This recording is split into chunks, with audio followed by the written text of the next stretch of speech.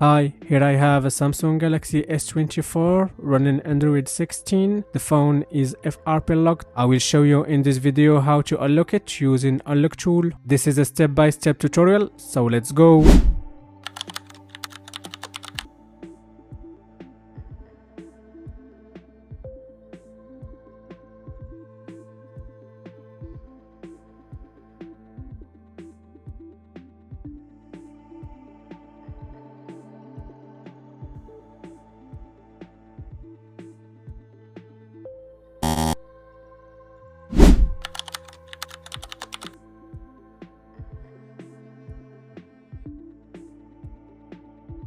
Oopsie!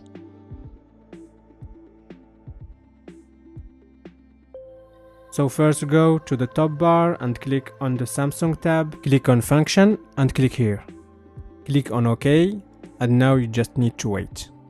If you don't have unlock tool, which is a paid tool, you need to know that there is some free methods. I will share some of them at the end of the video. I also plan to share a lot of content on this topic, so be sure to subscribe if you want to stay up to date.